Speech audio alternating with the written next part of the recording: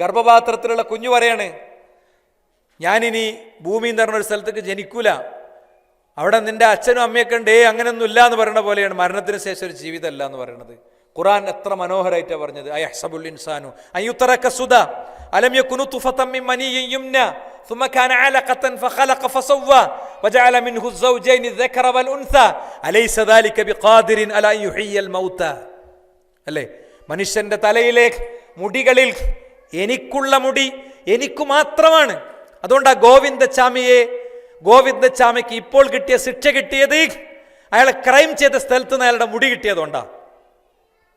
ലോകത്ത് ഓരോ മനുഷ്യർക്കും വ്യത്യസ്തമായ മുടികൾ കൊടുത്ത റബ്ബ്, മുടികളിലെ ചില കണ്ടന്റുകൾ കൊടുത്ത റബ്ബ്, അലൈസ ദാലിക ബിഖാദിരിൻ, അവന് പറ്റൂലേ അലാ യുഹ്യിൽ മൗത, മരിച്ചവരെ അവരുടെ കുടിമാടങ്ങളിൽ നിന്ന് അവരെ ചുട്ട് ചാമ്പലാക്കി അവരെ ഒഴുക്കിക്കളഞ്ഞ പുണ്യതീർത്ഥങ്ങളിൽ നിന്ന് അവരെ അടക്കം ചെയ്യപ്പെട്ട സെമിത്തേരികളിൽ നിന്ന് അവരെ തിരിച്ചു വിളിക്കാൻ കഴിയില്ലേ?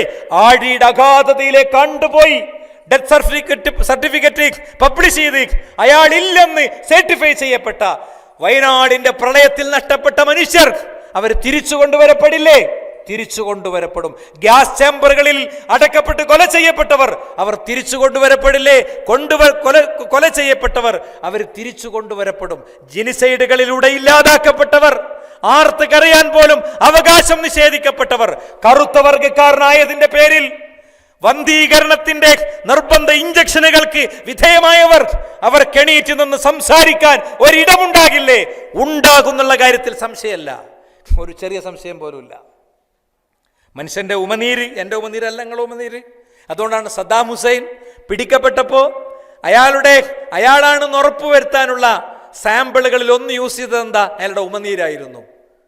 ലോകത്തെ കോടിക്കണക്കിന് മനുഷ്യർക്ക് വ്യത്യസ്തമായ ഉമനീർ ഗ്രന്ഥികളിലൂടെ ഉമനീര് കൊടുത്ത റബ്ബ് അലൈസ ദാലിക ബിഖാദിരിൻ, അവന് പറ്റില്ലേ അലാ യുഹ്യിൽ മൗത, മരിച്ചവരെ തിരിച്ചു കൊണ്ടുവരാൻ ഖുർആന്റെ ചോദ്യം. മനുഷ്യന്റെ കണ്ണിന്റെ ഉള്ളിലെ ചില പ്രത്യേക കാര്യങ്ങൾ അതൊരു വ്യക്തിക്ക് അയാൾക്ക് മാത്രമുള്ളത്. അതുകൊണ്ട് നമ്മളെ കണ്ണ് എയർപോർട്ടിൽ കണ്ണ് കാണിച്ചിട്ട് നമ്മൾ പോരുന്നത്. എല്ലാവരും കണ്ണും ഒരേപോലെയാണെങ്കിൽ അതിൽ ഐഡന്റിഫിക്കേഷൻ മാർക്കുകളില്ലെങ്കിൽ എങ്ങനെ പറ്റും? അങ്ങനെ എല്ലാം എല്ലാം എല്ലാം എല്ലാം വ്യത്യസ്തമായി സൃഷ്ടിച്ച റബ്ബ് കൈവിരൽ അടയാളങ്ങൾ, അഹ്സബുൽ ഇൻസാനു അയ്യുതറക സുദാ അലം യകുനു തുഫതൻ മിൻ മനിയ്യിൻ യുംനാ, അല്ലേ? പിന്നെ മനുഷ്യനെ സംബന്ധിച്ചിടത്തോളം അവൻ കേവലം അസ്ഥിപഞ്ജനങ്ങളായി അങ്ങോട്ട് അവസാനിക്കുന്നവനെ വിചാരിക്കുന്നുണ്ടോ? ഖുർആൻ പറയാ അവനെ അസ്ഥികൂടങ്ങളെ തിരിച്ചു കൊണ്ടുവരുന്നല്ല, അതിൽ മാംസം കൊടുക്കുന്നല്ല, അവന്റെ കൈവിരൽ അടയാളങ്ങൾ പോലും തിരിച്ചു കൊടുക്കും. ഗർഭപാത്രത്തിൽ നിന്ന് രൂപപ്പെടുന്ന സാധനമാണ് ഫിംഗർ പ്രിന്റ്സ്.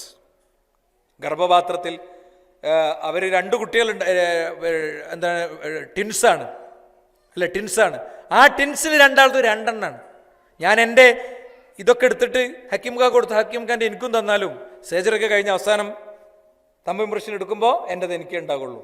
ഇങ്ങനെ മനുഷ്യനെ പടച്ച റബ്ബ് തിരിച്ചു കൊണ്ടുവരുന്ന പറഞ്ഞാൽ കൊണ്ടുവരും.